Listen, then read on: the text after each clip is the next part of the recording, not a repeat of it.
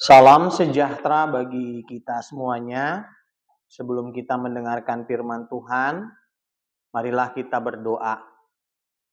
Damai sejahtera Allah yang melampaui segala akal, itulah yang memelihara hati dan pikiranmu di dalam Kristus Yesus Tuhan kita. Amin. Saudara-saudara yang terkasih, firman Tuhan yang menjadi khotbah bagi kita pada saat ini tertulis dari Efesus 5 ayat 7. Sebab itu janganlah kamu berkawan dengan mereka. Demikian firman Tuhan. Saudara-saudara yang terkasih, Paulus menulis kepada jemaat di Efesus dengan nada yang tegas, tapi penuh kasih. Ia berkata, janganlah kamu berkawan dengan mereka. Maksudnya bukan supaya kita jadi eksklusif, bukan juga supaya kita menjauhi orang-orang terlebih yang berdosa, tapi supaya kita tidak ikut gaya hidup mereka yang menentang Tuhan. Kita hidup di tengah dunia, tapi kita tidak boleh dikuasai dunia.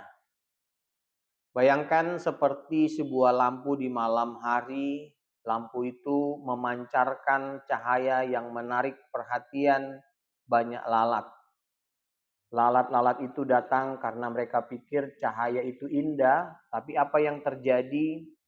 Mereka terlalu dekat dan akhirnya terbakar oleh panasnya. Begitu juga dunia ini. Banyak hal yang kelihatannya indah dan bersinar, kesenangan, popularitas, harta, kebebasan tanpa batas. Tapi di balik sinar itu ada panas yang bisa membakar iman kita. Tuhan memanggil kita untuk hidup sebagai anak terang, artinya kita tetap hadir di tengah dunia, tapi kita harus membawa warna yang berbeda.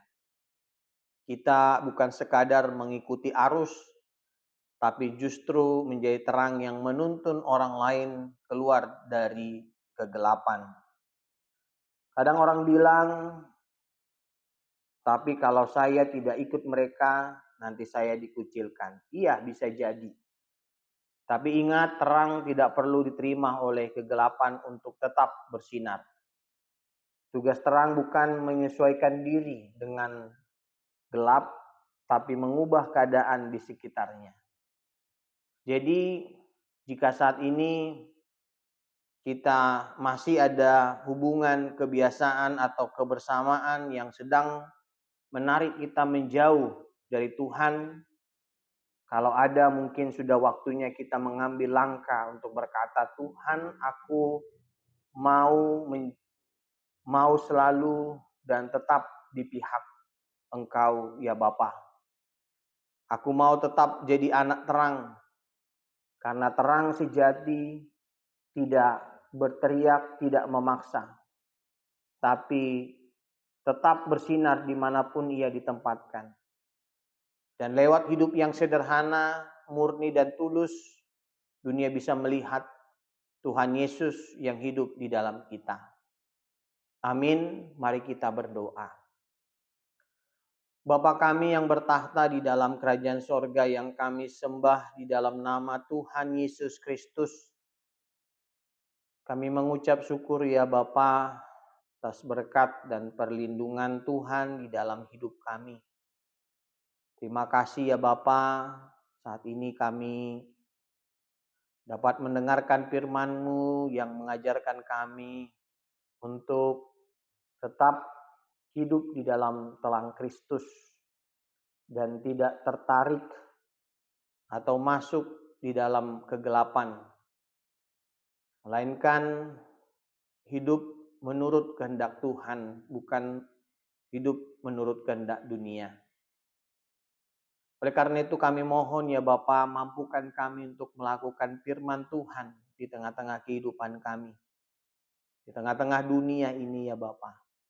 Bimbing kami di dalam Roh Kudus-Mu, sehingga kami bisa tetap setia dan berjalan di jalan Tuhan. Ya Bapa, berkati jemaat Tuhan, berkati kami, beri kesehatan, kekuatan, hikmat, dan segala apa yang kami perlu. Tuhan yang mencukupkan. Kami juga mohon ya Bapa, berkati jemaat Tuhan yang sakit, yang dalam masa pemulihan. Baik jemaat Tuhan yang hamba mulayani, Inang Marpel yang dalam masa pemulihan. Berkati ya Bapa, beri kesembuhan yang sempurna di dalam tubuhnya. Berkati juga Opu Erisa di dalam masa pemulihannya dan dalam masa persiapan untuk pengobatan lanjutan. Biarlah melalui semuanya pengobatan Tuhan pulihkan kondisi Opu Erisa dan juga Opu Samantha yang saat ini dalam persiapan untuk menantikan tindakan operasi kedua. Berikan kondisi yang baik Tuhan, sehingga pada waktunya bisa menerima proses penyembuhan melalui operasi yang dilakukan kepada Amang Opu Samantha. Demikian juga kepada Amang Opu Yosi yang dirawat di rumah sakit. Tuhan memberikan kesembuhan. Dan juga Opu Toti yang dalam masa pemulihan. Demikian juga kepada Inang Margaret. Khusus juga hamba bawakan di dalam doa ini memohon padamu ya Bapa, agar Tuhan memberikan kesembuhan kepada orang tua hambamu melalui setiap proses tindakan pengobatan yang dilakukan oleh rumah sakit, oleh para dokter. Berikan hikmat yang dari Tuhan, bimbing para dokter untuk bisa menjadi saluran berkat kesembuhan untuk jemaat Tuhan dan juga untuk orang tua hambamu. Dan juga jemaat Tuhan yang tidak bisa hambamu sebut satu persatu, beri kesembuhan dan pemulihan dalam sakit yang dialami. Berkati ya Bapa kami dalam setiap usaha, pekerjaan dan pelayanan. Dan lindungi kami, jaga kami, jauhkan kami daripada yang jahat dan mara bahaya. Ampuni dosa kami ya Tuhan di dalam nama Tuhan Yesus Kristus.